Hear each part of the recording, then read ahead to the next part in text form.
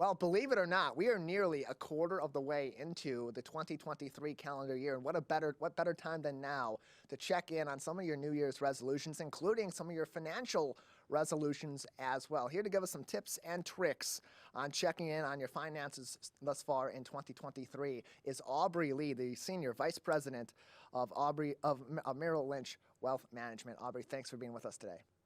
Tyler, it's really a pleasure to be with you. Had a chance to listen to you for a few minutes here. You do a nice job, and it's nice to be with you.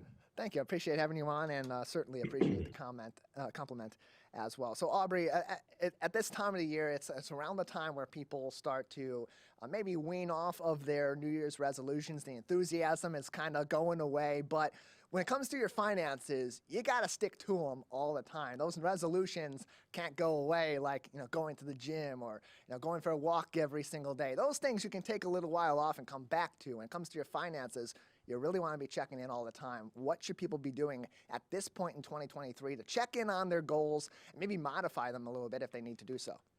Yeah, Tyler, it's interesting. You talk about the holidays, and as the father of 7 grandchildren, right? I understand what the holidays are like and the gifts and whatnot, and that lull, and really kind of getting back into the basics as we move into the new year. So think about it in this way. New year, new budget, your priorities will change. And look, this is a great time to compare, for example, your take-home pay with your actual expenditures and find out how you can think about cutting back, because you've already alluded to it. We may have a tendency to spend a fair amount of money during the holidays, right? Now, how do we get back on track and have that discipline? So start with that. New year, new budget, sit down with yourself, your significant other, and map out a plan. That's the first thing that I would think about doing. And what's great too, Aubrey, is that as we're managing our money, we're doing so in an age where technology is having such a great impact across our lives, and that includes in our financial lives too, especially when it comes to banking. How can people take advantage of some of these different technologies that their bank or their other financial institutions may have in place to help them accumulate some of those greater savings over time? Yeah, so you think about a couple of things. One, a lot of organizations, ours included, have online tools for you to look at budgeting, right? And again, as I alluded to a couple of minutes ago, to do some planning. But the other thing that I would think about here is using those online tools to set up some sort of an automatic savings plan, so that if you have a checking account, as an example, setting up for your pay maybe to go into that savings account and then transferring into your operating account, or if you will, your checking account, enough funds to kind of keep things going during the month. So using those online tools for, again, 1, for planning, and then 2, setting up some sort of an automatic savings plan so that you can keep that excess and start to build up that, what we call a rainy day fund. We're joined by Aubrey Lee on today's edition of the Megacast, Senior Vice President at Merrill Lynch Wealth Management, joining us on today's program, looking into our 2023 financial goals and how you can continue to make good on those goals and your resolutions in 2023. And you mentioned kind of recovering from the holiday season. Sometimes that takes a month, or it takes a few months, really to get your finances back on track, your savings back on track after all of that spending between the Thanksgiving holiday and the New Year holiday and all of that, and then getting into 2023 with your expenses coming back into play as well with the new year. So what are some strategies that people are employing to kind of reclaim some of those savings, or maybe even, as you mentioned earlier, reduce some of that spending for the first portion of the new year in order to get back on track financially from how the holidays always kind of take a hit? Yeah, Tyler, great question. A couple of things that I would mention.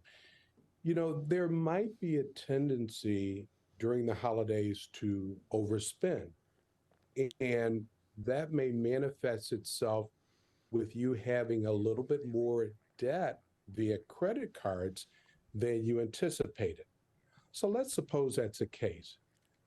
map out a strategy now to reduce that credit card debt, to bring it back in line with what you are able to service, if you will, on a monthly basis. So that's the one thing is, again, part of that planning process, Tyler, is to take a look at the debt and manage that credit card debt. That would be one thing. The second thing is something that, frankly, I've heard about recently as well, and that's called a no-spend strategy, right? It's a way for you to kind of do a hard reset to maybe look at some of the things that you're spending money on that may not be necessities.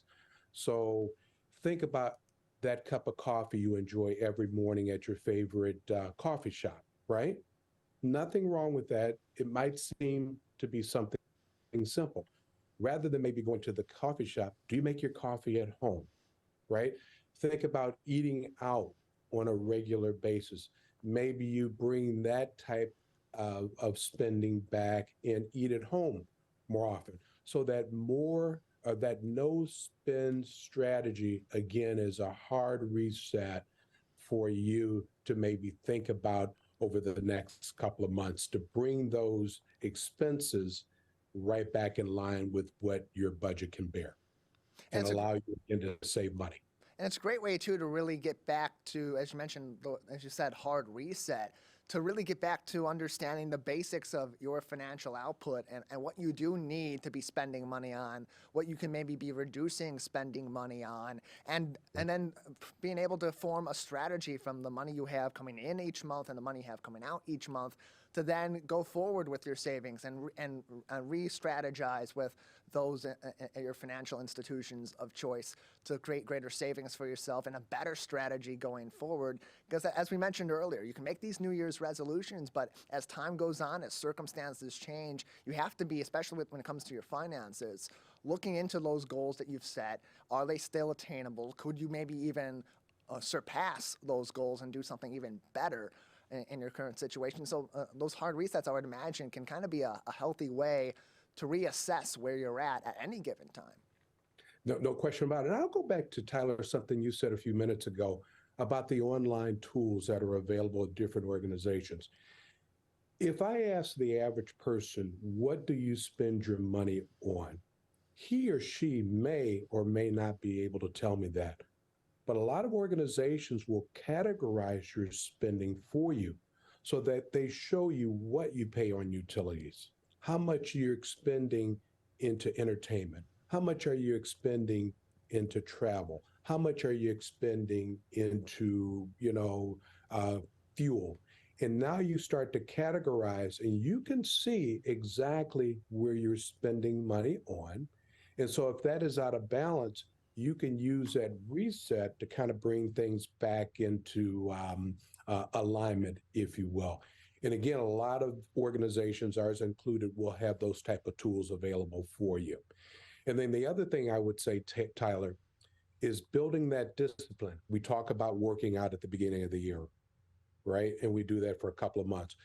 If you have that habit of sitting down on a regular basis and looking at your budget month in and month out, it now becomes something that becomes a habit that you will stick to over a long period of time. And you got to build those habits over time, too. You've got to develop those skills. Yeah. You got to develop that routine of, okay, it's the end of the month, it's the 25th, it's the 30th, it's the first day of the new month. Let me look back at that budget and see where I'm at and what sort of progress I've made, even looking back a couple of months to see how those trends have changed so that you're keeping updated in these different ways. And often, when it comes to your savings, when it comes to thinking about retirement and down the line and emergency situations, often that great equalizer can be your investments. So let's talk about this from a couple different angles. First, let's talk about how people should be assessing their investments, both short-term and long-term, and then how assessing those goals with a professional can give them that extra bit of a boost to really put their best foot forward. Yeah, Tyler, they go hand in hand. This is the time of year, and frankly, throughout the year, you should be looking at how you're deploying your investments in light of where we are in the economy and what we think will or won't happen, right? And so one is to establish those goals. And you already said it. There are short-term goals that you want to be thinking about. There are intermediate-term goals that you want to be thinking about. And then there are long-term goals that you want to be thinking about. Now, let's quantify that. Short-term goals, typically 1 to 2 years or less. Intermediate-term goals, 2 to 5 years.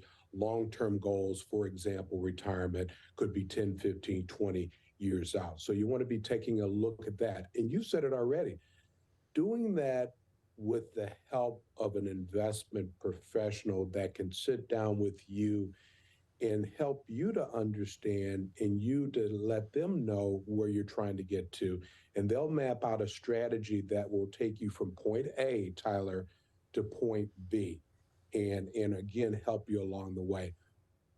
This is a good time, if you've not done that, to again engage someone or maybe use some of the online tools that are available and to map out a strategy for you for yourself, if you will. But great question. I love that question.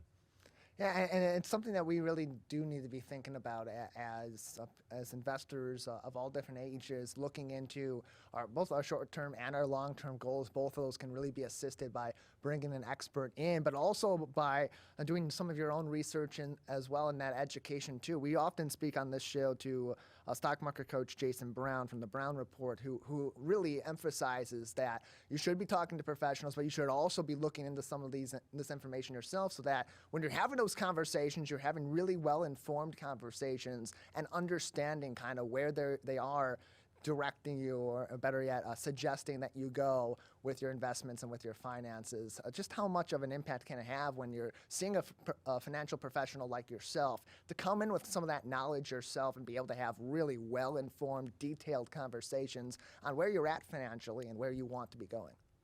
Yeah, and Tyler, I mean, you are spot on. Working with a financial professional can actually be quantified in terms of the delta between working on your own and working with a professional. Now, I won't lay out what that quantifiable delta is, if you will. I will say this, and you said it very well.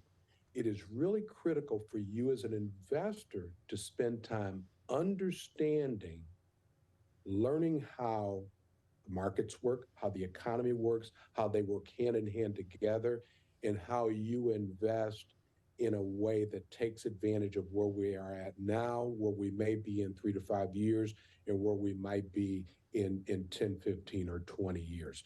But that education piece is critical. Spend time learning and understanding, and then that allows you to have a more thoughtful conversation with that investment professional. Aubrey, we appreciate your insight and all your advice today. Before we let you go another minute or so, anything else that we haven't discussed that would be important for our audience to consider at this time? Yeah, my dad had a saying, today is the first day of the rest of your life. What you did before today doesn't matter. That's come and gone. But what you do today moving forward can be critical. So I'll leave you with this. Start where you stand. Well, Aubrey, we appreciate your joining us. Thank you so much for your time this morning, and have a great rest of your day. You bet. Appreciate you. Once again, nice job. Enjoyed having a nice conversation with you.